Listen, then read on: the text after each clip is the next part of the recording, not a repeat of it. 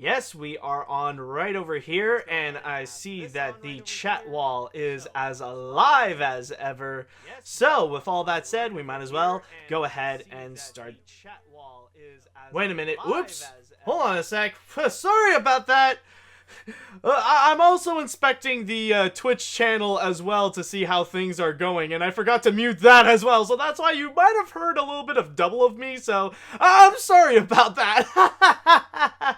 Okay, but anyways, let's go ahead and get things started with this. Welcome, ladies and gentlemen, to another exciting episode of AniMat's Crazy Cartoon Cast. Now, I will mention to start things off that even though there isn't necessarily a lot of big animation news that happened this week, or at the very least, not as much that is really as crazy as the last episode that we had. Like, last week we had a whole bunch of big news, but still, we got a whole bunch of stuff that are going to be really exciting to go ahead and talk about, which I already see people are even mentioning right over here. So, with all that said and done, are we all ready to begin this episode of AniMat's Crazy Cartoon Cast? Let me see the chat wall. Guys, are you all ready to begin this show?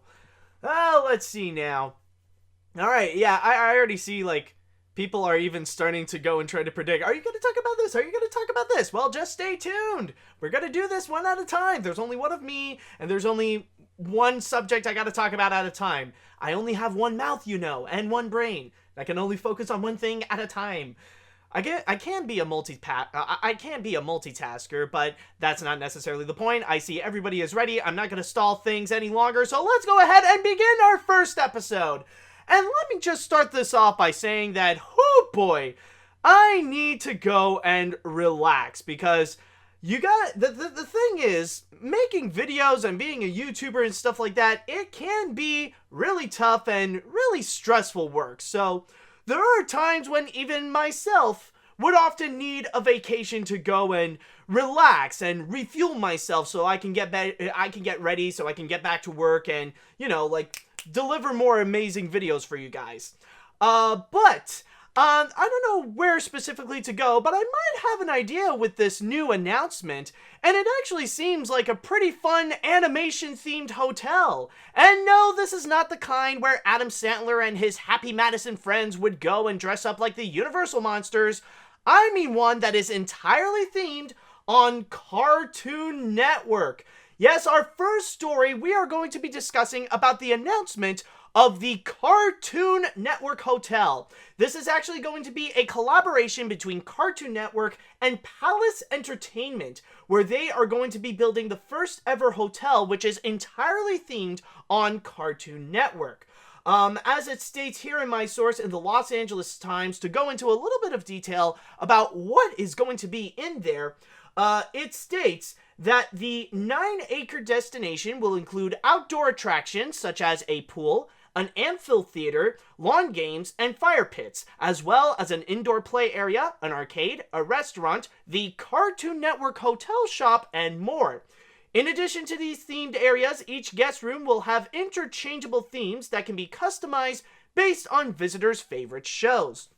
And that's kind of the whole gimmick about this hotel, is that everything you will see is entirely themed on Cartoon Network. Like, as you could see the outdoor facade of an example of what this hotel will look like, we already see, like, some giant images, or more giant statues of characters from Adventure Time, especially with Jake and Finn both standing on top.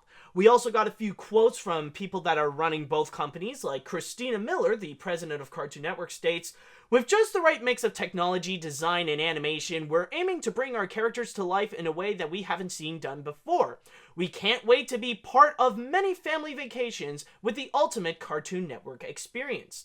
And on top of that, we also got a quote from the COO of Palace Entertainment, Rolf Padgert, as he states, "With sleek contemporary design that parents will appreciate and Easter egg type surprises for kids throughout the resort, the entire family will love this place. We are thrilled to be a part of bringing Cartoon Network experience to Lancaster," which, by the way, is going to be in Pennsylvania. evolving the family, hospitality, and accommodation industry with the region. So that's pretty much the whole thing that is going on. And of course, going back into the theme of Cartoon Network, they also did mention that it's not necessarily going to be just in terms of the modern stuff that we are going to see throughout this hotel. It's not just going to be with the modern shows like Adventure Time, Steven Universe, Amazing World of Gumball, Summer Camp Island, or Craig of the Creek, and all that kind of stuff. There will be a bit more. In fact, it even did mention that they are also including some Easter eggs of older shows, like some of their classics. So on top of stuff like Adventure Time and Steven Universe, you are also going to see shows like what else is there? Like, you're going to see Steven Universe. No, not Steven Universe. What the fridge am I talking about? You're also going to see Dexter's Lab, Ed, Ed and Eddie, Samurai Jack, the Powerpuff Girls, Courage the Cowardly Dog, Cow and Chicken, and all those shows. So this hotel is pretty much going to be a celebration of both the past, present, and possibly even the future of Cartoon Network. Pretty much making this an entire resort, more so than just a hotel. And honestly, it is very fascinating to see Cartoon Network really growing like this. And technically, in terms of entertainment outside of just on television or even just on the screen in general, it is interesting to see Cartoon Network that they would go and grow their business where they would even include themselves in activities like amusement parks. But this is probably the first time that they really are serious, trying to commemorate themselves to go big with in the American region, that they would do something like this, because it is very common that you would find Cartoon Network have some amusement park stuff, or they would have like some kind of hotel stuff that they would accommodate throughout the world. More specifically in places like Dubai or even in the Asian region. It even mentioned right over here in my source in Los Angeles Times that there is an entire water park that you could find in Thailand that is themed to Cartoon Network, and even an entire cruise ship. Like, you know the Disney Cruise Line? Yeah, imagine that, but it's entirely Cartoon Network themed. They actually do have that in terms of a cruise ship for Cartoon Network. And you can find that in places like in China and in that Southern Asian area. That's where you would mostly find Cartoon Network really expanding. And when you do look inside that Cartoon Network cruise ship, it's actually pretty crazy. And I really am serious when I say that it really is like the Disney Cruise Line, but Cartoon Network themed. And like I said, also like in Dubai and other Southern Asian countries, you would also go and find different rides based on Cartoon Network shows. Like, I know that there is, I forgot the place specifically, but I know there is this one area where they would actually have an Adventure Time ride, and also like an Amazing World of Gumball ride, which also works as kind of like a shooting arcade in the veins of like Buzz Lightyear Space Ranger Spin. So this is something that Cartoon Network is familiar with, but not something in America. This is the first time that they really are expanding here, and they really are trying to make this as an ultimate family experience, where this is a lot more than just a hotel, but also just kind of like this play area, almost like a mini amusement park within this hotel that offers a lot of activities, a lot of games, and all that kind of stuff, where, like I said, this isn't just a hotel, this is a lot more of a resort. But I will say, though, there is something about it that, while it does sound like a pretty cool idea to enter into this Cartoon Network themed hotel, there is also another part where I do feel like something about this feels like it could really turn out to be a disaster. Because when you do have a hotel themed like this that's in the American region, sometimes they won't do as well as if it was something like in Southern Asia or in Central America or something like that. And if you don't know what I'm talking about, everything that in this Cartoon Network hotel here, it reminds me so much of the Nickelodeon Hotel. Now, maybe some of you guys would watch the YouTube channel Defunctland, and if you haven't, I seriously recommend you do so. I love that channel, and Kevin Perjurer's works are absolutely amazing. But one of his most famous videos that he has actually done is that he actually made an entire history video that discusses about an entire retrospect about the Nickelodeon Hotel that was in Orlando, Florida. Now, it wasn't necessarily a disaster per se, but after more than 10 years of running in that business in Orlando, Florida, sadly, it kind of closed down. Well, not really. It's just that Nickelodeon had a collaboration with Holiday Inn, and I think somewhere in 2016, Nickelodeon decided to go and break up with Holiday Inn so that they would go and make different hotels in places like Punta Cana and other areas in Central America. So from there, though, it was heading its way to becoming a disaster, where it was really expensive to actually go and stay in the Nick Hotel, on top of the place was already decaying. Like, after 10 years, we were starting to see, like, bugs coming in, and, like, the whole place was kind of, like, crumbling within itself. Which is why after Nickelodeon broke up with Holiday Inn, what Holiday Inn did is just turn it into a generic family suite, where it doesn't necessarily have a theme, but they decided to just get rid of, like, any of the problems, fix them all up, and just make it completely their own. So that's honestly one thing that I am worried about with this Cartoon Network hotel, is that if it's not maintained well, then it could possibly turn out to be a disaster, and maybe families are not necessarily going to be interested because maybe the prices in there are going to be a little bit too high. Because that, like I said before, and that's one of the downsides about being a resort instead of just being a hotel in general. This is not necessarily a place that's built just so you can get a bed, you could sleep on it, have a roof over your head, and then just go to do whatever you want. There's a lot more that's going in there. This is made with the intentions that hopefully people are actually going to go stay there. People are actually going to go and participate in many of the activities that the hotel would actually go and offer. So I can probably see ways where this one might not turn out well for either Cartoon Network or Palace Entertainment. But there is one thing that I can already say, that Cartoon Network here already has an advantage over the Nick Hotel.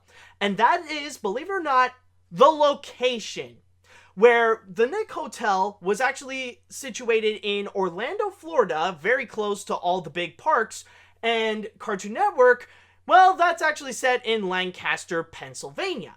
Now, I know what you're thinking. How is it that having a hotel in Orlando, Florida is actually worse than having a hotel in Lancaster, Pennsylvania? Because let's be honest here. What the fridge is there to do in godforsaken Pennsylvania? It's not necessarily a tourist place. And by the way, I would like to take a little bit of time here to apologize to the Pennsylvanians. Yeah, I'm sure you might have some nice touristy stuff in there, but definitely not as much as Orlando. But here's the thing. Allow me to go and explain.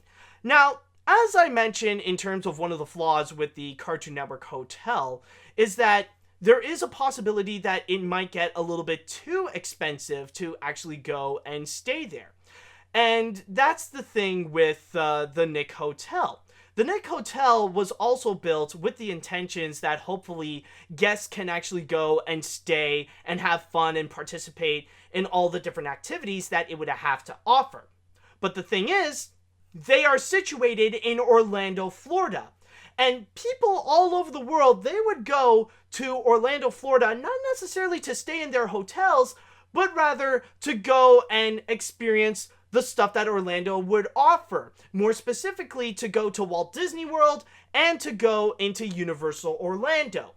Now, with the Nickelodeon Hotel, your intentions would not necessarily to actually stay there. So you're mainly going to be paying for a lot of stuff that's not necessary. So that's why it didn't necessarily work out as well with the Nick Hotel, because it's too close to the places that people actually would want to go and spend their time and spend their money. Whereas Cartoon Network, on the other hand, it's in Lancaster, Pennsylvania. And it did mention here that this is going to be very close to the amusement park Dutch Wonderland. Let's be honest, there really isn't much. Like I said, there isn't a lot in Lancaster, Pennsylvania. So the most that you can do and the most that you can have in terms of family fun is to actually stay in this hotel that is all themed in Cartoon Network, because they would offer a lot of stuff. You got like an amphitheater, you got outdoor activities, you got a pool, you got all that kind of stuff where kids and adults and all the family, they can go and have fun in this one hotel here.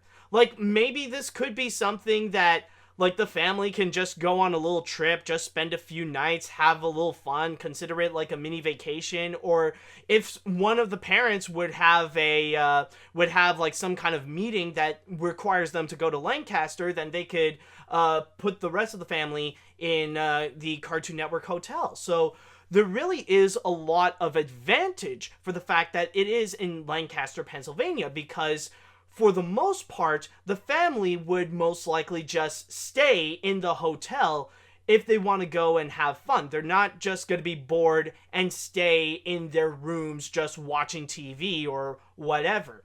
So there is actually a good thing about Cartoon Network staying in a place like Lancaster, Pennsylvania, in order to start growing in terms of entering in this kind of business in America. So overall, I would say that this is honestly a very interesting idea that I could see where it can work very well, but at the same time, I can see where it might not go well at the same time. But overall, it is going to be very interesting. So hopefully it would turn out for the best, and maybe hopefully this can also help out with Lancaster, Pennsylvania as well, that they got this brand new fascinating tourist attraction. So we'll just have to wait and see with what will happen with this Cartoon Network hotel, and maybe it will work out for the best, and like Cartoon Network can actually really expand from there. Like, who knows? Maybe in the Americas we will soon see more stuff coming from Cartoon Network, like maybe more Cartoon Network hotels, or maybe even like an entire Cartoon Network amusement park in America. But again, who knows what could happen? We'll just have to wait and see. So with all that said and done, I would like to go into the chat wall right over here, and I want to go and ask you guys, what do you all think about the Cartoon Network hotel? Does it seem like a place that you want to go and actually get into it? Would you guys actually want to actually stay in the Cartoon Network hotel? Are you guys not interested? I want to know what you think right over here. Let's see. The idea of a Cartoon Network hotel is really exciting and fun, but I just hope they include some of the old Cartoon Network shows like Dexter's Lab or Ed, Edd and Eddy as statues where people can take pictures with them. That would be really good and would give the classic fans a nice tribute to childhood.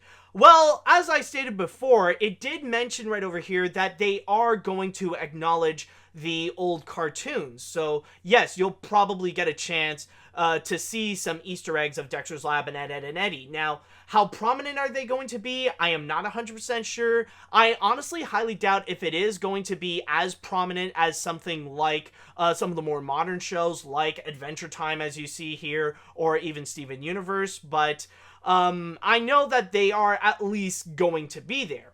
Let's see now. I think placing this Cartoon Network hotel would be very beneficial for the economy and tourism of a small city like Lancaster, Pennsylvania. If I ever visit the States, I may consider staying there, but only if they serve the world's most tastiest jawbreakers, if you get what I mean. Oh, man.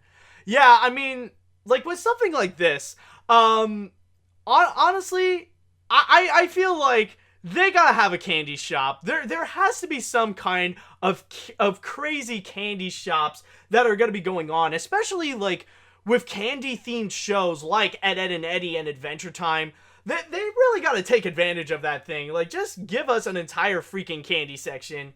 Alright, let's see, we got another one. Okay, I'll be real, a Cartoon Network hotel sounds exactly like a desperate marketing scheme to get money out of unsuspecting eyes. But seeing a cartoon before anyone else, as well as the opportunity to have a room themed around Ed, Ed, and Eddie, sold! I'll just go there to see if they give me an annoying orange room. Oh my god. An annoying orange room. Do they still run that show? Is that still going on TV on Cartoon Network? Oh my god. I don't know if Cartoon Network would be legit on doing that, but that would actually be hilarious. Alright, let's see. I just want to check here. Carowinds was a great Nickelodeon theme park. From what I've heard, it doesn't have Nickelodeon stuff anymore, and it's all Snoopy now. Sounds like Cedar Park kind of took over right there. If it's Snoopy in a theme park, then chances are that's the smell of Cedar Point. Alright, sounds like an interesting idea of having a hotel over at Pennsylvania. If Cartoon Network makes this hotel as good as I expect, then I might check it over in the future, since I used to watch Cartoon Network a lot as a kid. Alright, so it seems like everybody seems to be pretty optimistic about this Cartoon Network hotel, so hopefully, as long as it is well maintained, then I think it might actually have something good on their hands, so we'll just have to wait and see if people would actually want to go and actually sleep in the Cartoon Network hotel. Alright, so with that said, I think we are pretty much good with this story, and now we shall go and move on to our next story, which we actually have a trailer. And this time, this is actually going to be our first ever look in one animated film that is going to be coming out next year in 2019, Spies in Disguise by Blue Sky Studios. And there actually is something that I would like to say is going to be a little bit interesting, and it'll actually spice things up for this podcast in particular. And the thing is that, honestly, I have not seen this trailer yet. This is honestly going to be my first look into it. I have not seen it beforehand, so throughout this whole thing, I will be giving you my first impression of this. So let me go ahead and just set myself up right over here. Yeah, okay, just like this. Alright, so let's go ahead and check out the animated trailer for Spies in Disguise. And we are going to begin in 3, 2, 1, go! Look at me. Look at you? I can't not look at you, Walter. I can see my butt and your face at the same time.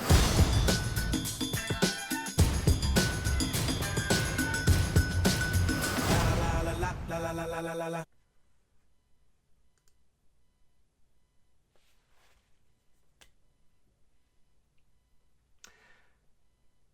What? What?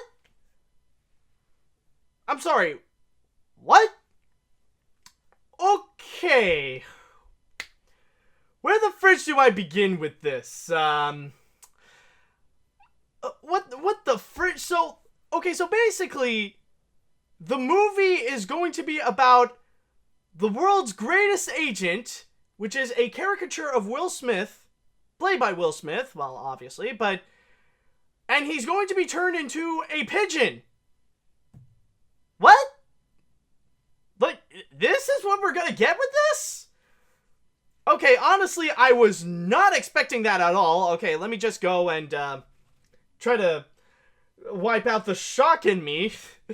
I was, okay, wow. Okay, alright. So, let me just start things off by saying that, beforehand, I was a little bit, I wasn't really turned on by this idea of having another animated spy movie, because let's be honest, I feel like I'm starting to get a little bit tired of these spy comedies, and it's not that I'm against having a comedy which is spy themed at all, it's more the fact that they are starting to sound a little bit more the same. Where with these spy comedies, they all do the same thing. It's either it would become this slapstick comedy where they would go and make gags with any of the cool gadgets that they have, that, or they would make a James Bond satire. And we start to see these comedies like everywhere. Like there's a whole bunch, and it's starting to feel like everybody has one. Like I think Owen Wilson has one. Like isn't I Spy like a spy comedy or something like that?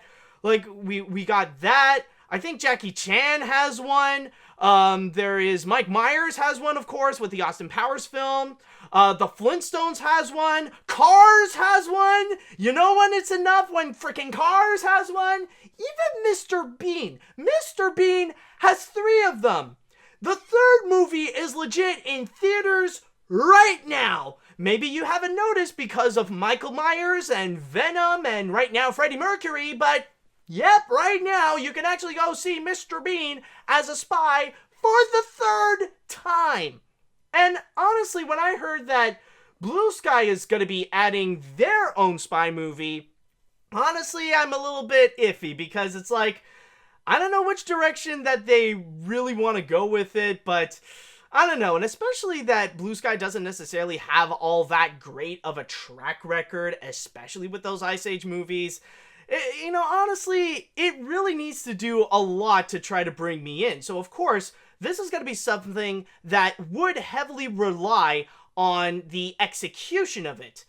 And I do see at the beginning where, okay, yeah, like you do see a lot of parts where you see these are things that the animators definitely have a lot of fun with, where they can make all these different action scenes and almost reminiscent of a superhero movie. In a way, like, especially with shots like this right over here, it does remind me a lot of the stuff that we have seen in the trailers of Spider-Man Into the Spider-Verse. So, in a way, this is an excuse for Blue Sky to go and incorporate a lot of action that you would commonly see in superhero nowadays. In superhero films, I mean. And I will give it that in terms of the execution on the animation with this action, it does look like it can be fun. It actually can be pretty enjoyable. But then everything freaking flips upside down when apparently this is the plot. This is going to be Will Smith. After 15 years of him becoming a fish, now he's going to be a godforsaken pigeon.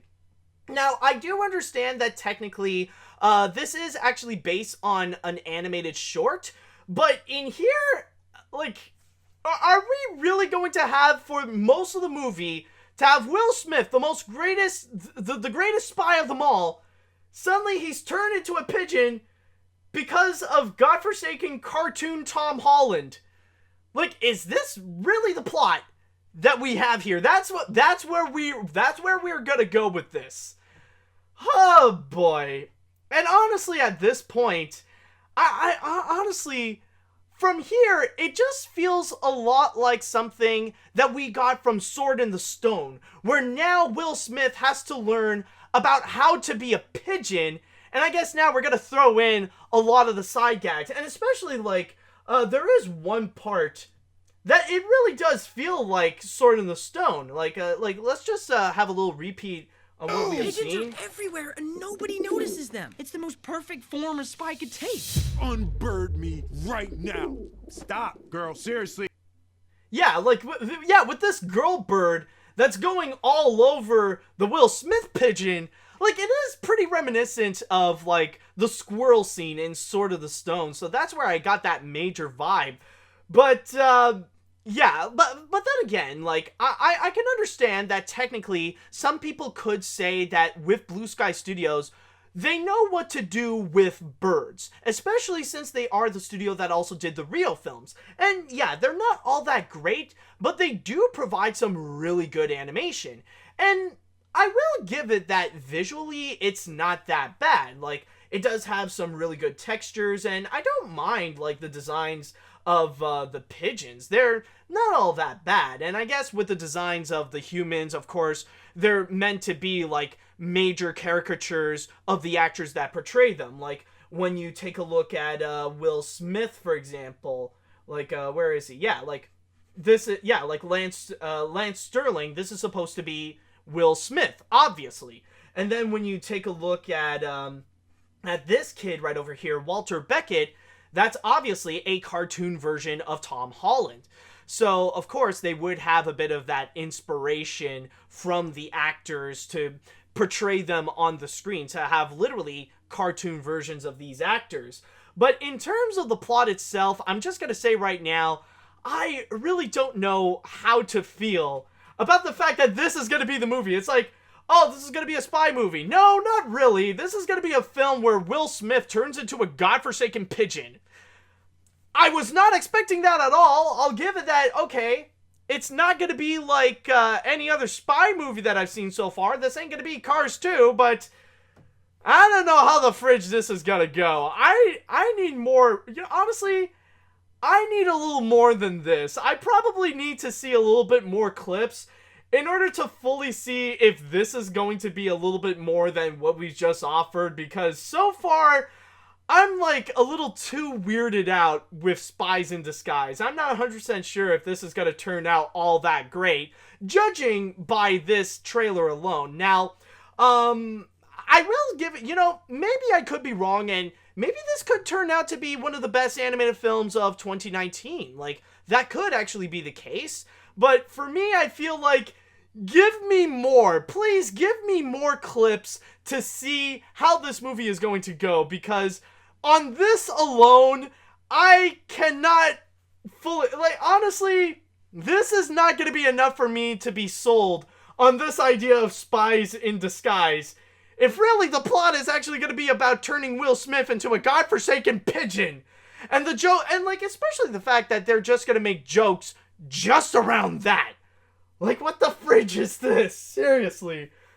Oh my god. Well, yeah, that's a bit of an unexpected surprise. I wasn't expecting Blue Sky to actually go in that direction. So, I don't know. I honestly, yeah, please, Blue Sky, give me more clips than this, because, yeah, for me, this is not that great of a first impression. You need to do a little bit more than this, because so far, boy, it's just, I honestly don't know. Now, in terms of the release date, it says in 2019, but I do believe it's going to be coming out sometime in August of 2019, so yeah, we did get this trailer really, really early, but yeah, we'll just have to wait and see how it goes, and hopefully there is a lot more than just a goofy comedy where Will Smith turns into a pigeon. Okay, so with all that said, though, I would like to go and give the voice to the chat wall right now, and I want to know from you guys, what do you think about this teaser trailer of Spies in Disguise? Does this make you want to go and actually check out this movie? Are you guys already sold on the idea? Are you a little bit doubtful? I would like to know. And apparently people are correcting me that apparently the release date is actually going to be in September 13th. Okay, well, I was close. But yeah, it is going to be, at the very least, in the second half of 2019. But I want to know what you guys think right now. Alright, let's see. The film doesn't totally interest me, so I probably won't see it, but the spy scenes we saw look good, and I think it's kind of strange that Will Smith's character looks like, well, Will Smith, but at least he doesn't look like a fish from a certain film from Disney's rival. I'll give you that. The trailer doesn't 100% sell me on the idea, and the character designs of Lance Sterling is a bit of a turnoff for me, but some of the visuals are actually pretty good. Tom Holland will always win. Tom Holland is always a win, and it does come with some decent humor. Also, Karen Gillan's character's design is literally just Tulip from Storks. I haven't even seen the designs yet of the other characters. Again, this is my first look of Spies in Disguise, just with this alone, so I have yet to see them.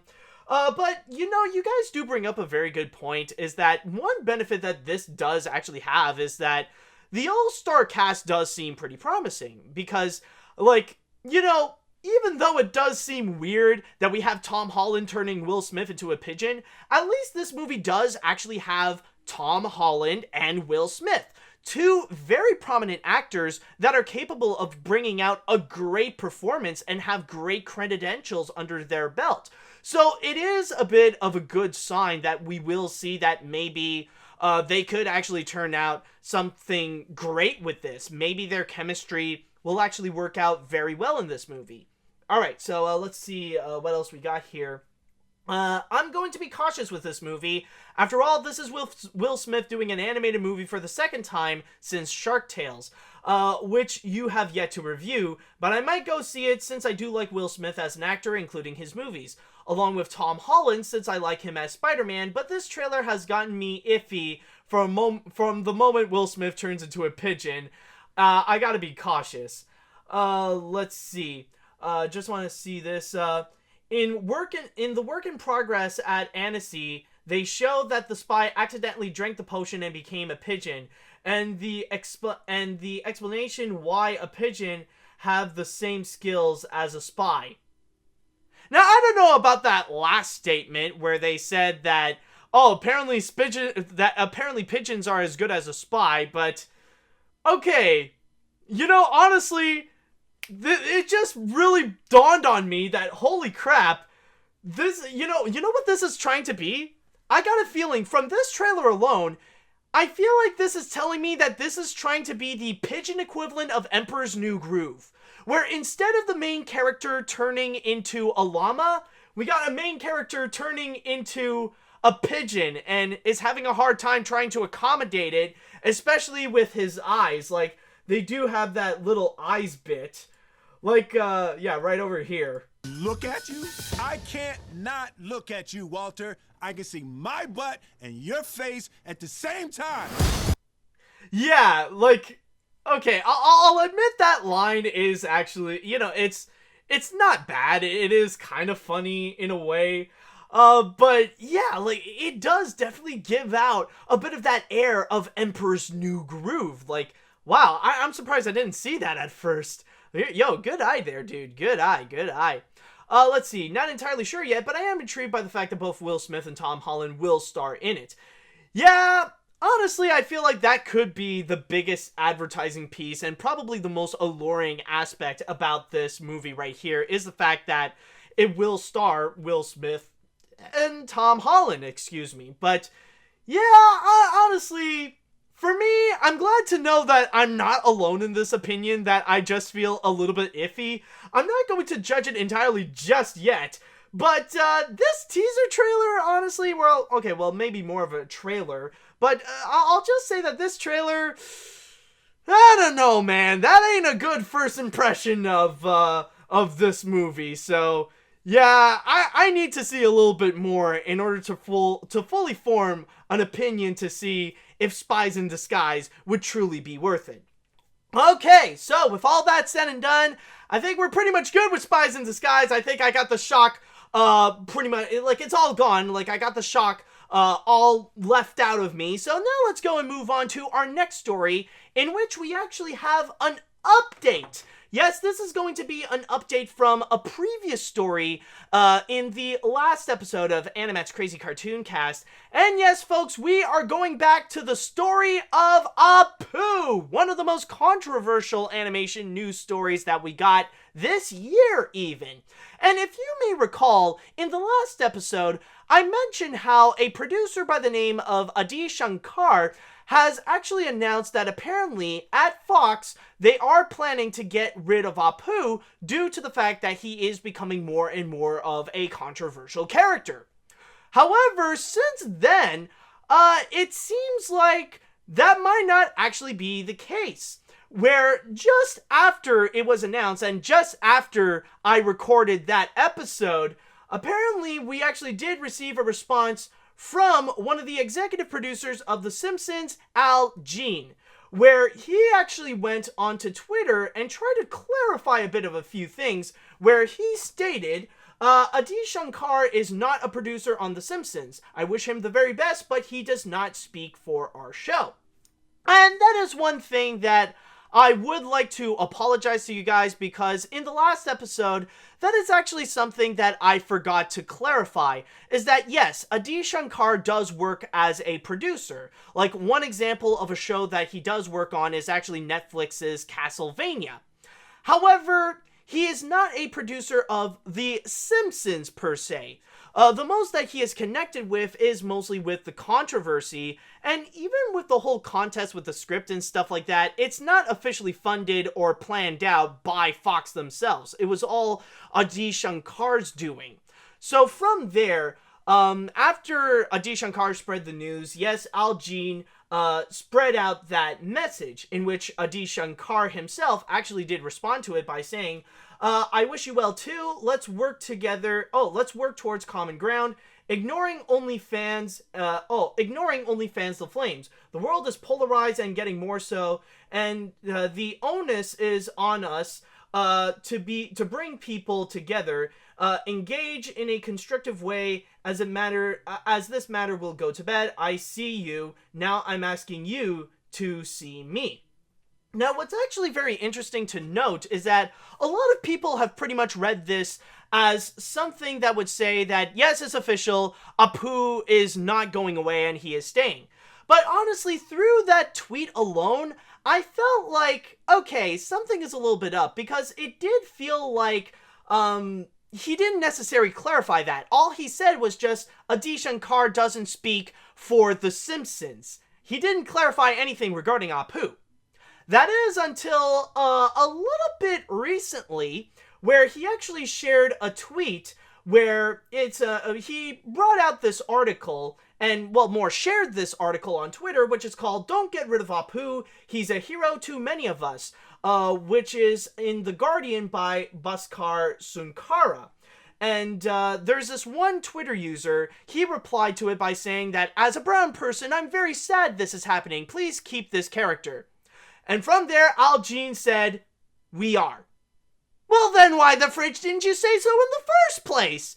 Because honestly, I don't know about you guys, that first tweet, it felt really unclear. Like, from there, I just felt like there isn't a lot that really did clarify about anything about this controversy. And from there, I felt like it was still out in the open to know, like, what is going on with Apu. But finally, just this little tweet, it finally does confirm that, yes, they are going to keep Apu. So at least they got something going on. So ultimately right now is that it looks like that IndieWire article and Adi Shankar seems to be wrong, and yes, they are going to keep Apu, and he is going to stay in The Simpsons. But from there, I will say that it does actually still leave a lot of questions. Not necessarily regarding Apu, but mostly with Adi Shankar. Like, why would he go out and make that big of a statement, especially when clearly the controversy was still pretty hot? And even after Hot Diggity Demon released his 45-minute video discussing about the issue with Apu, where maybe not necessarily an issue because he was mostly defending the case with Apu, you know, you do have to wonder, why did Adi Shankar go out and make such a big statement? Now, it is true that technically he did state that he had a few sources with him, like saying that he knows people that work directly in The Simpsons and knows one guy who is directly connected with Matt Groening. Maybe it could be the case that his sources aren't necessarily as good. That, or maybe he's just seeking for attention. Like, he is trying to go and really actually say what he's trying to not do in his tweets, where he's trying to fan the flames with the controversy and wants to mainly get attention, try to have people notice him, try to say that he wants to try to make a big impact with The Simpsons, and kind of use Apu more as a tool in order to go and do that, especially the fact that when he did actually get his script. Because if you remember last time, it was mentioned that he finally got his script and he was ready to go to Fox in order to go and make that announcement, but it seems like the script is not going to be used after all, and from there, that's when he would say that, we're not going to be using Apu. Apu is going to be done. He's not going to be using the show anymore. They're not even going to give him a proper goodbye about all that kind of stuff.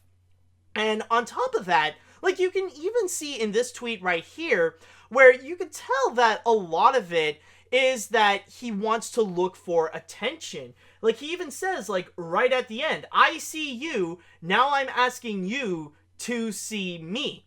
So, is this a good way to actually get attention to the Simpsons people?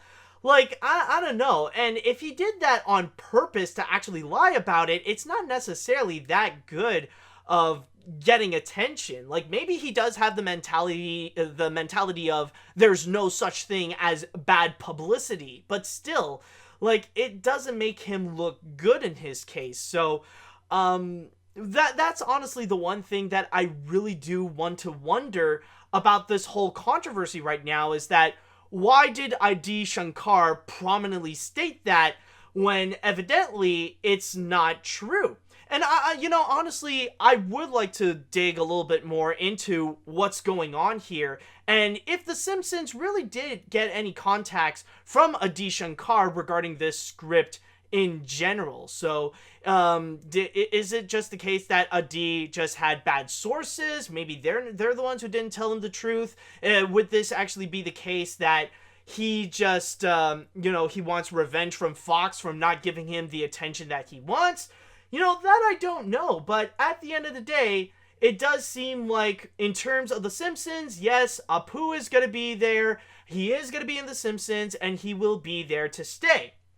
But there is one thing that I will say, and this is regarding to those who really do defend the case of Apu. For those who really want Apu to actually stay in The Simpsons, that I just want to say that hopefully, for you guys in particular, that would mean that you guys want to go and reap the rewards by actually watching the new episodes of The Simpsons that would have Apu.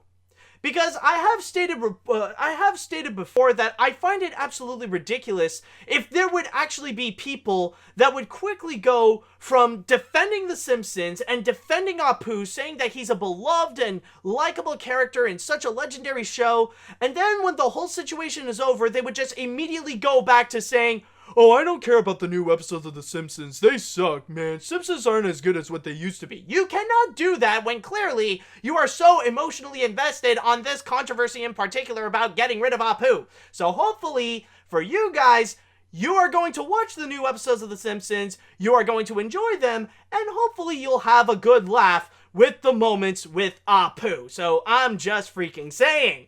So, yeah.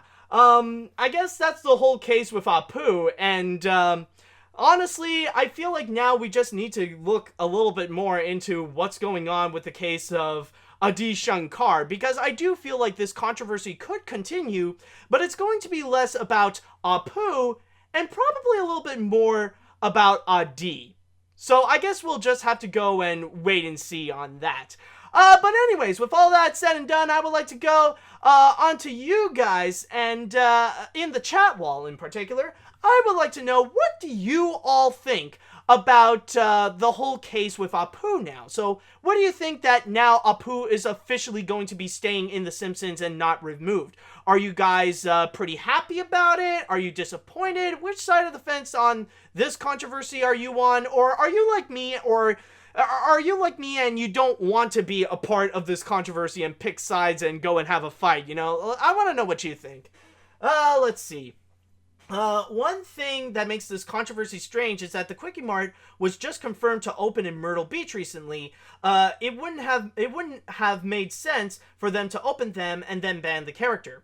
That is actually true, and I do remember recently I did actually talk about that Myrtle Beach area. And it is true that technically, if you are going to make a big chain out of it, like if you are going to make a big deal about the Quickie Mart, then yeah, you do have to keep Apu, because like in the world of The Simpsons, like, you cannot think about the Quickie Mart without thinking of Apu and many of his without like many of his catchphrases, like he would go and say, "Thank you, come again." Like they really are one and the same.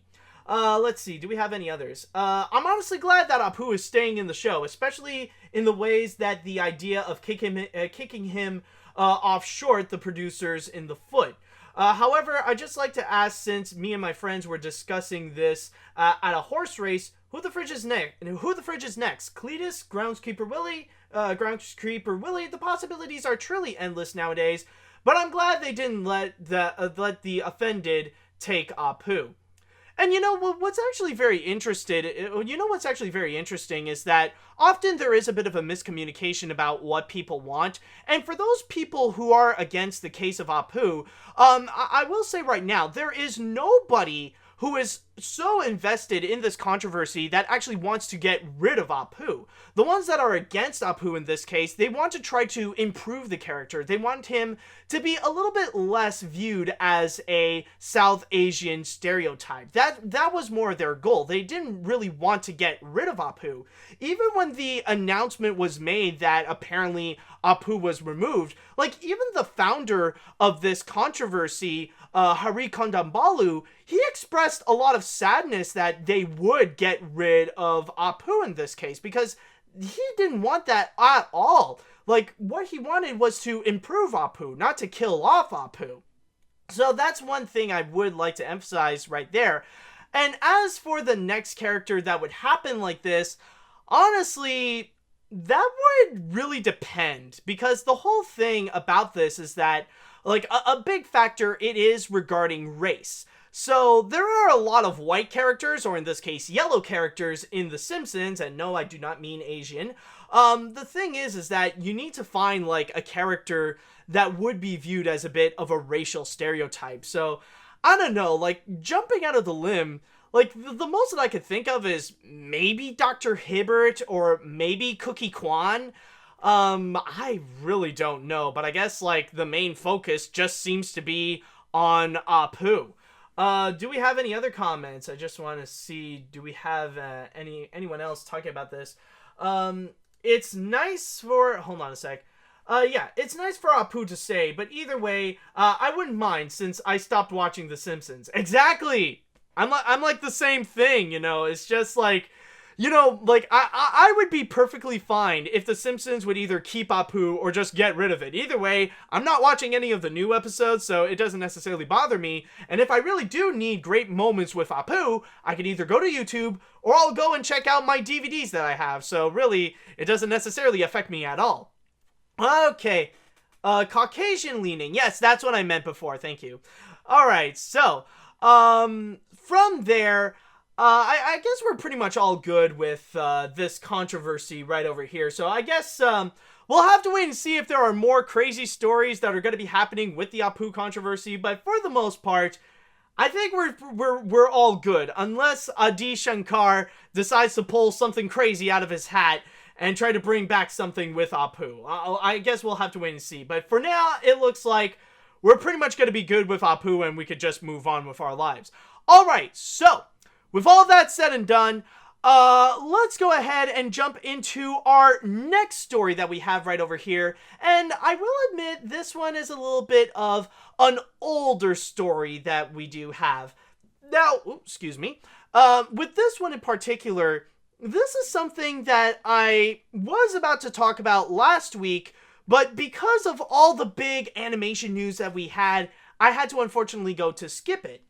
And I did discuss it a little bit before, and I did express a little bit of my thoughts, but not fully. Especially when we did receive some new major updates about it. And since, like, this week we didn't necessarily have a whole lot of animation news, I figured why not take this bonus miscellaneous and let's go and have a discussion right over here.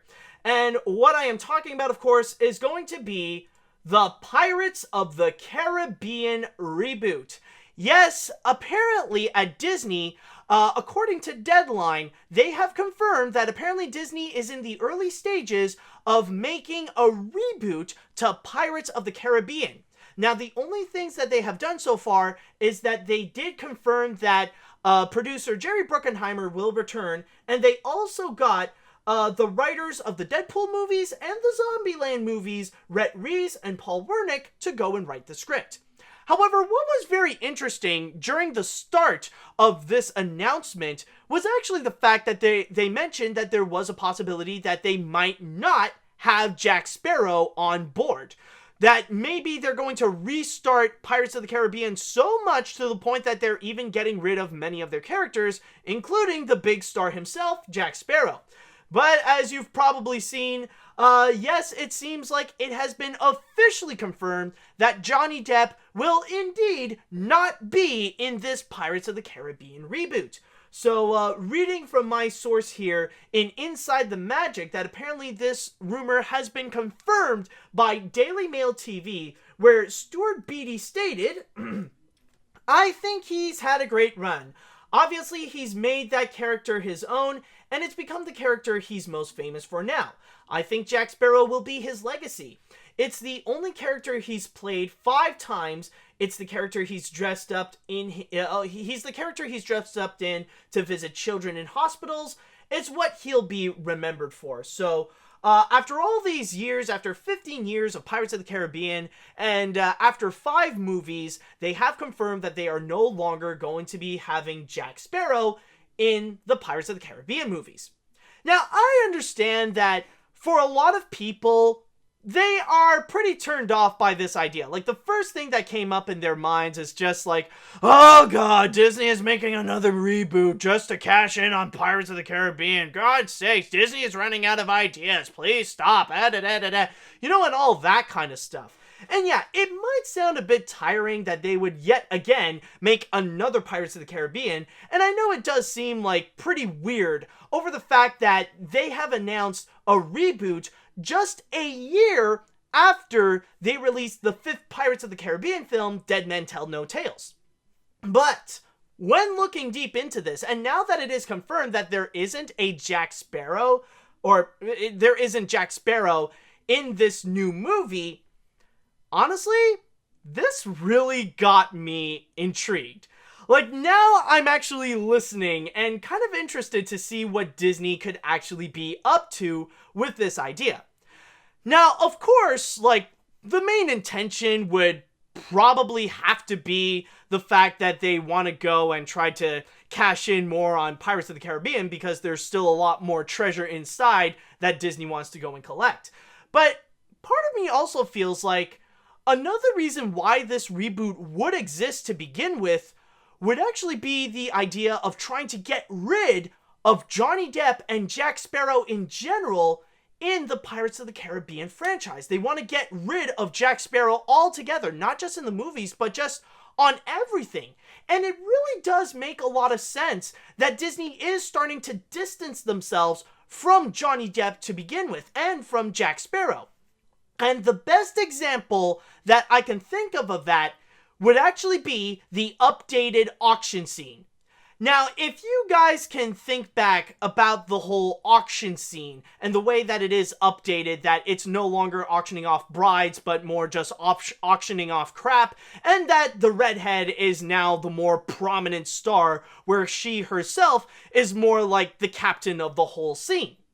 Now, if you would go and watch that on YouTube, and you would watch how the scene is laid out and how the scene is played out, you may notice something that is actually very interesting. Never once did anybody mention Jack Sparrow. This is the first time that Pirates of the Caribbean had a major update, and not even once would they even mention about their star character, about the whole, like, the first thing that people would think of when Pirates of the Caribbean would be mentioned.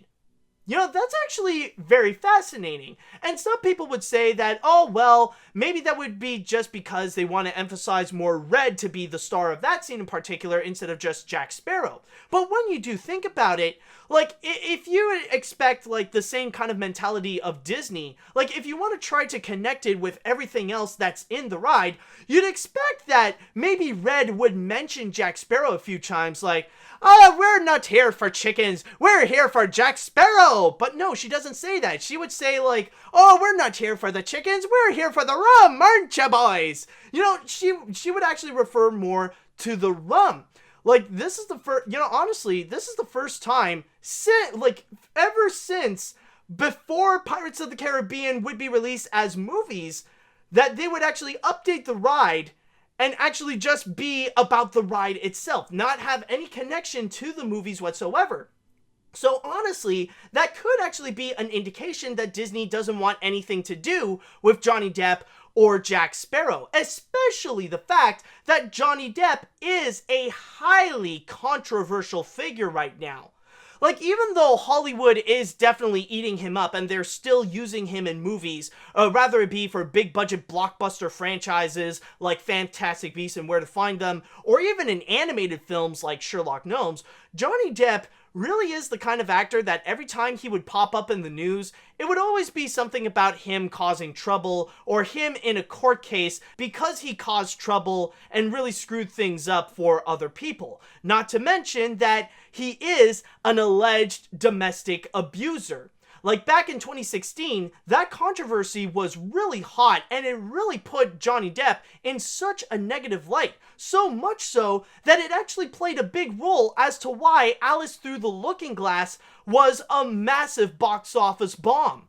So that's kind of the big thing, is that Johnny Depp is not viewed as a positive role model anymore. So from there, it seems like one of the biggest points about making this reboot is that they want to try to distance themselves from Jack Sparrow altogether. And it does seem like with Disney, they don't really want to be associated with Johnny Depp anymore, especially the fact that they're not really interested in trying to promote any of the Alice in Wonderland reboots anymore. And on top of that, it does feel like Disney is at the point where Johnny Depp is just one step away. Like, if he has one more big controversy, well, then they might actually do exactly like in, let's see, like they might actually do like what they did with Michael Jackson for Captain EO. Like, after one big controversy, they decided to get rid of him altogether. So, like, imagine if Johnny Depp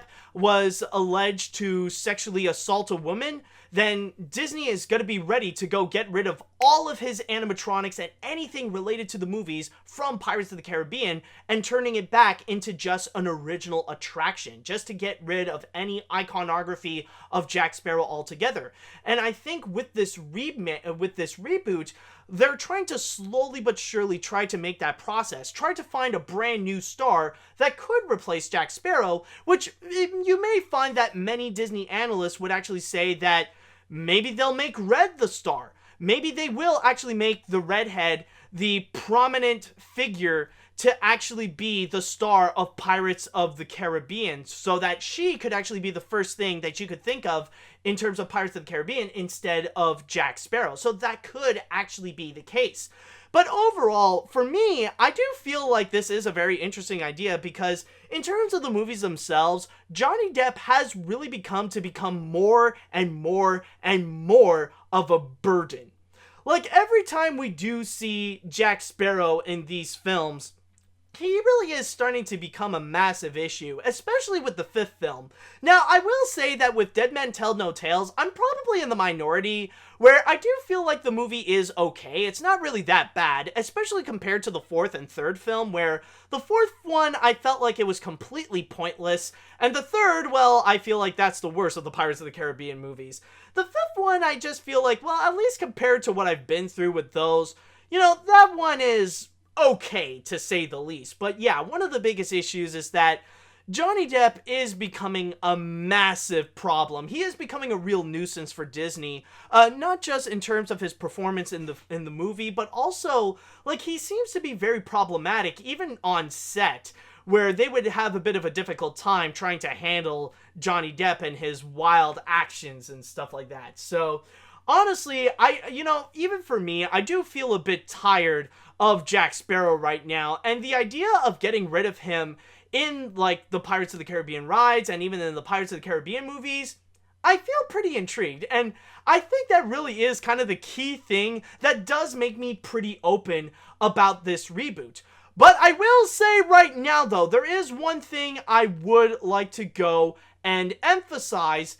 It's just that Honestly, the whole thing with this Pirates of the Caribbean reboot is that this is still extremely early in production.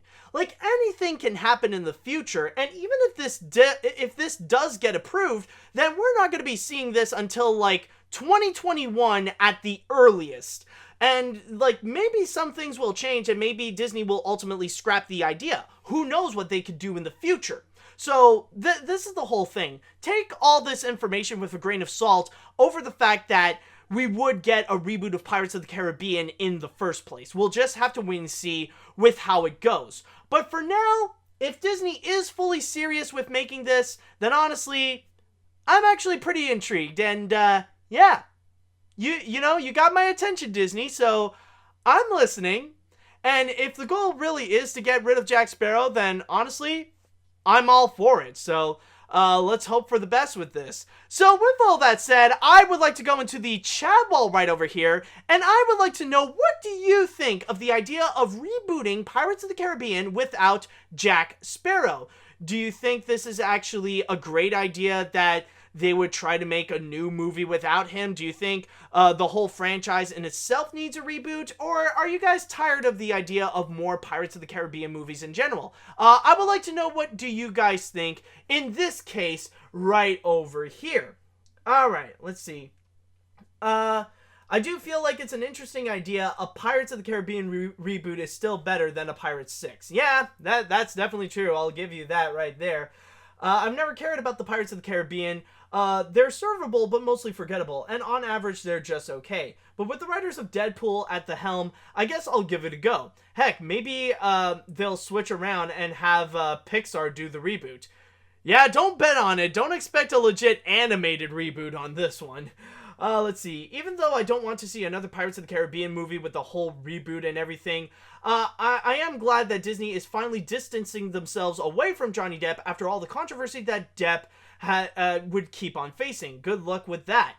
So, okay, so at least the idea, honestly, that could actually be the big thing about all this, is that, like, what seems to be the most appealing idea is the factor of Disney distancing themselves from Johnny Depp and possibly removing Jack Sparrow from their property altogether. So that seems to be the most, that would seem to be the most alluring idea. And what seems to be like, okay, if you're gonna make a reboot for the purpose of that, then yeah, maybe come forward with this.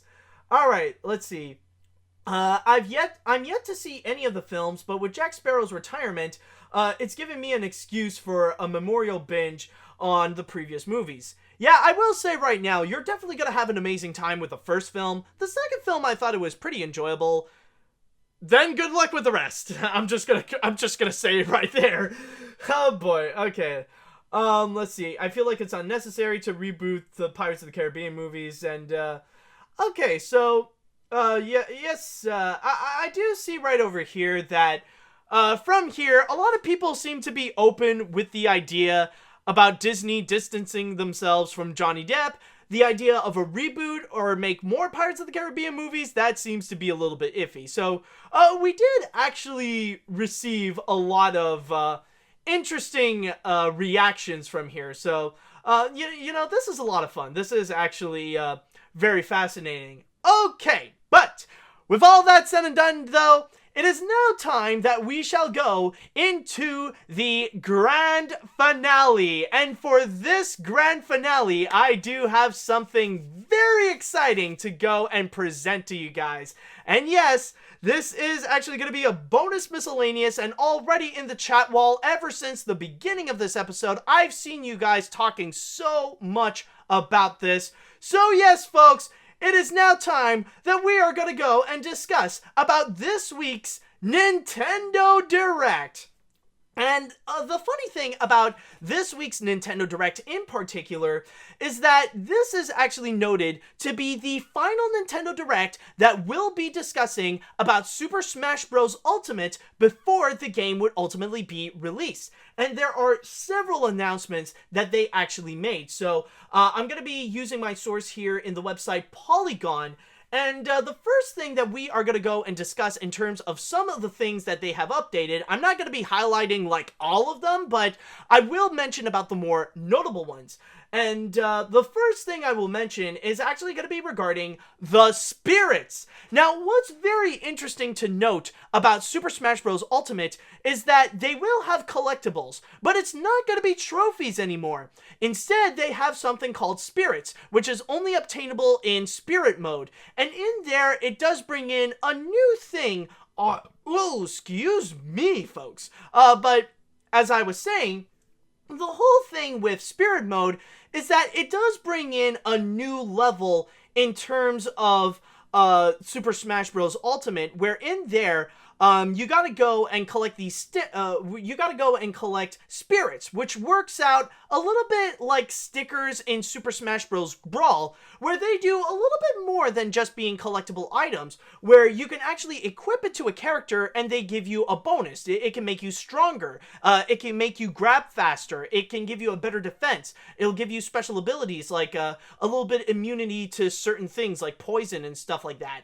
So that's kind of the main function about these spirits, and in spirit mode, you can actually go and try to collect them. So that's kind of the big thing, is that it's a very special mode where it gives you a little bit more strategy. In a way, it kind of turns Super Smash Bros. As a combination of a fighting game and a little bit of an RPG, where you have to think about the right equips to put on your characters so that you can go and fight other enemies in order to get more spirits. So that's kind of the big thing about spirits right over here, is that this is a brand new mode, and that this is actually going to be the things that will replace all the trophies. Then another thing that they have revealed is actually going to be about online play. Now, I'm sure that many people are going to buy Super Smash Bros. Because they want to play the game online. In fact, that could probably be the only reason why anybody would want to go and buy Nintendo Switch Online outside of Mario Kart 8 Deluxe and Splatoon 2. Is because they want to try to do online play. And they really actually go well into detail about how the online mechanics is actually going to go and work. Where you no longer have the modes of just for fun and for glory and all that kind of stuff.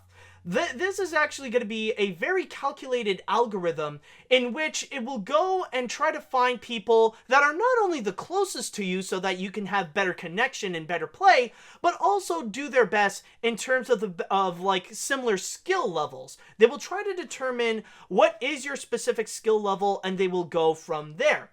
And on top of that, you also have the options to have specific things that you want to do, and and Super Smash Bros. Will find a way to try to connect you with someone who want to have the same kind of fight. Like, if you want to have 3 stocks and no items, and you only want to go on the Omega stages, then they'll connect you with someone who does have, like, who also wants to suggest to play with 3 stocks, no items, and only play on Omega stages. So it is pretty calculated, and it is very interesting to make sure that they want to give audiences the best experience in terms of online play to do the best they can. However, it does emphasize that you still do need a really good internet connection. Like, even wireless alone might not be enough to play that in Super Smash Bros. Ultimate. So like, even in the Nintendo Direct, it does recommend you to go and buy a LAN adapter. Alright, the next thing that they did announce, though, of course, it is actually going to be the Amiibos. And beforehand, we didn't really know a lot about some of the other Amiibos that they would offer that would be related to this. At the most, the only piece of information that we got would actually be regarding Ridley, and that's pretty much it. However, the game would actually go and reveal a lot more that are going to be coming out as well. On the game's release, we are going to get Ridley from Metroid, the Inkling Kid from Splatoon, and Wolf from the Star Fox games. But then on February 15th, that's when you're going to go and get King K. Rool from Donkey Kong and the Ice Climbers. And then throughout 2019, that's when they're going to go and mostly release the rest, where you're going to get stuff like right over here. Like, you got Young Link, you got Pichu, and then, of course, you see you got King K. Rool right over here, and then you also got, well, okay, yeah, I'll talk about this guy later. You also have Isabel, and of course you also got Daisy. So they do have a few examples, but they are confirming that there will be a lot more amiibos that will be coming.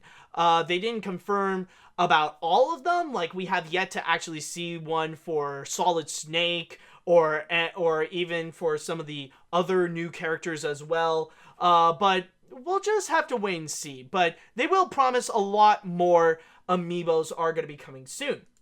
And another big thing that they did reveal is actually going to be the game's story mode. Yes, there is going to be a story mode which is called World of Light. And this was pretty much the grand finale of this Nintendo Direct, where they pretty much showed like what this is going to be about and how this will all be set up. Now, I just would like to emphasize though that this story mode is going to be very similar to Subspace Emissary in Super Smash Bros. Brawl, where it's not necessarily going to be a story per se. There isn't going to be a legit story going on, but it will mostly give out narrative explanations as to why these things are happening in this game in particular.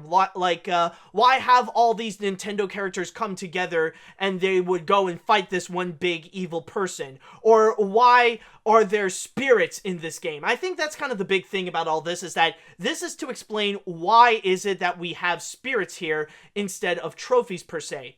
But in here, we do see also who are going to be the main bad guys. And in here, like, of course, there's going to be a lot of old characters from Super Smash that are going to be returning, but the biggest thing, like, probably the main antagonist, is actually going to be this ball of light that is surrounded by these giant wings that are kind of, like, encasing him. So that's kind of like the godlike villain. And also, at the same time, this like, little ball of light is surrounded by an army of master hands. Like, you think there's just one master hand. Oh, no. In this case, there's like a whole freaking army, like thousands upon thousands of master hands just coming out of the godforsaken sky. It is honestly quite crazy, the amount of master hands that they got. And from there, those master hands would go and unravel themselves and turn into these energy balls, where they would go and capture literally every single Super Smash Bros. Character except for Kirby. Kirby seems to be the only one out of all of them to survive this entire massacre. And from there, Kirby's mission is to go and try to revive many of his old friends to make sure that, you know, they're no longer possessed, that they're no longer taken over by these spirits and stuff like that, so that they can all reform and try to fight this giant wing god. So that's the whole thing here. And that's why you might have seen on the internet people pretty much rooting for Kirby as, like, kind of this legend. Like, Kirby is now officially god tier. Oh boy. And as a Super Smash Bros. Player myself, like, I already know that Kirby is a god tier, considering that I am I mainly play Kirby myself. Alright, so the next thing that they did reveal, also on top of that, is actually DLC.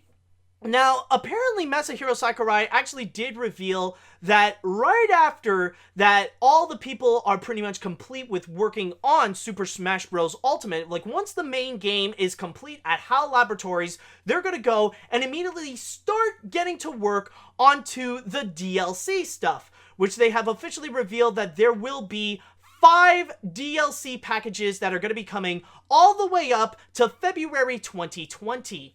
And in those 5 packages, apparently you'll get, like, a new stage, a new fighter, which is not going to be an Echo Fighter. This is, like, going to be a new character that they are going to develop from the ground up, and a new tune, I think. So it is going to be, like, a little package. And on those packages, they will be available for $6 each. However, you can also go and get something called a Fighter's Pass. Now, the Fighter's Pass is going to be costing people $25, but you pretty much get all the packages. Like, you're going to get all the packs when they are revealed and when they would get released. So that is something that they are going to go and immediately get. But if you do get the Fighter's Pass, you will also receive this Mii costume for your Mii swordsman, where it's pretty much dressing up as, where your Mii can dress up as Rex from Xenoblade Chronicles 2. So they unfortunately cannot put him in the game, so they figured, well, this is probably the next best thing that people can do. Just create your own with the Miis, you know? Just pretend like he's there. Pretend that you can have characters like Banjo-Kazooie and Geno in the game. You just gotta use your Miis. Okay, so with all that said, though, there is one more piece of announcement that I would like to bring in, and I've pretty much saved the best for last, and of course, it is the new fighters. Now, a lot of people try to make a meme that the Grinch apparently leaked all the different characters that are going to be appearing in Super Smash Bros. Ultimate, but that doesn't seem to be the case, though. Of course, it's all rumors, so no, Geno is not in the game, Banjo-Kazooie is not in the game, Isaac will be in the game, but only as an assist trophy, though. But what we did have instead is that apparently the new characters that have officially been revealed in this Nintendo Direct, they include Ken from Street Fighter, in which he will be an Echo clone of Ryu. We got Incineroar from Pokemon Sun and Moon, which finally it's about time that they do add in a brand new Pokemon that is a bit of a fighter type. But then again, Incineroar is a fighter type in the same way that Charizard is a dragon type. And finally, probably the most unexpected and the most shocking thing of them all, the Piranha Plant. Yeah, remember the Piranha Plant from the Mario games? He's now going to be a fighter in Super Smash Bros. Ultimate. No, not Geno, not Shadow, not Banjo-Kazooie, not even Waluigi. It's the frickin' Piranha Plant.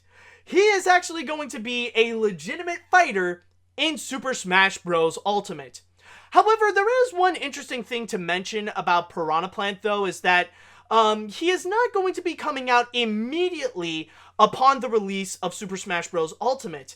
Apparently, he is going to be a limited time offer, where if you go and pre-order the game right now, or if you would go and buy the game between the release date and up till January 31st, then you will be able to go and get this, which will be released in February. That's going to be the time when people will go and try to bring out this game. So hopefully we'll just wait and see with how this one will go. But yeah, this is honestly the strangest edition of them all. And from there, they have officially revealed that yes, now all the fighters are all revealed in there, and in total, including Piranha Plant, there is going to be 75. And I'm just going to say right now, yeah, for free. Yeah, like as some people point out, this is going to be, Piranha Plant will be for free when you go and get Super Smash Bros. Ultimate. And then afterwards, I guess, you can go and get Piranha Plant, but as like a DLC or something like that. Like you would have, like once February comes in, then like if you didn't get Piranha Plant now, then you would have to pay. But yeah, apparently that's the whole thing with this Nintendo Direct. And I think right over here, with this Nintendo Direct in particular, I think the whole thing is to emphasize the core aspect of Super Smash Bros. Ultimate. Like, really emphasize why people would go and play the games. Like, for example, a lot of people would want to go and play online. So, it would go and emphasize how it's going to work and how it will all work out when you go and play the game online. So, it really did emphasize that. But then at the same time, you also got people who would play it for completioning purposes. You know, people would want to be completionists and they want to try to collect literally everything, including all the stickers, all the fighters, all the trophies, and all that kind of stuff. So that's why they would go and introduce Spirit Mode to really emphasize that for those people who would want to play Super Smash Bros. Ultimate in order to go and collect every single spirit that the game can go to offer. And of course, we also got the new fighters as well, which honestly, The one that I am excited the most is actually with Incineroar, because like I said before, honestly, I'm actually pretty happy that they do add in more Pokemon in here, where with the previous ones, we mostly did rely on kind of the same ones with Pikachu, Jigglypuff, and Charizard.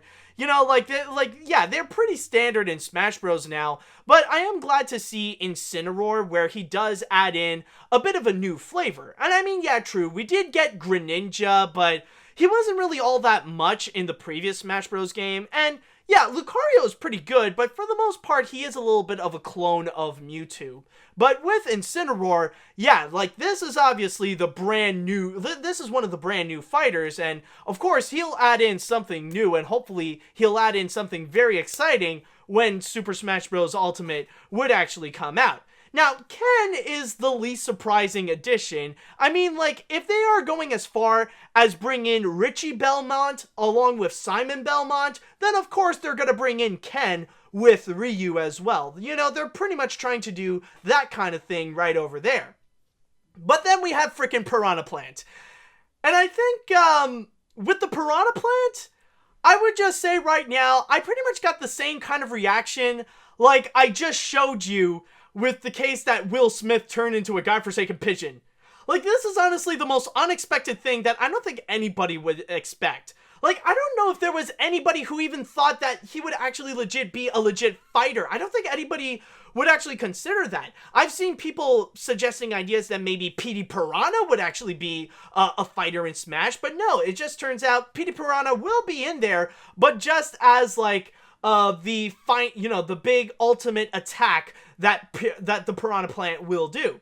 But I will give it that I can see how he can be playable here, where I could see where he can have some interesting strategies and some interesting attacks, but still, it is a bit of a weird suggestion, the fact that we do have the godforsaken Piranha Plant be a playable character. And I mean, like, maybe in a sense we shouldn't necessarily be surprised, because last month we did get Super Mario Party, and in that game you can actually play many of the common enemies. Like, you can literally play as a Goomba, as a Koopa Troopa, as Monty Mole, as a Boo. You know, you can play as those little enemies as legit playable characters in Mario Party.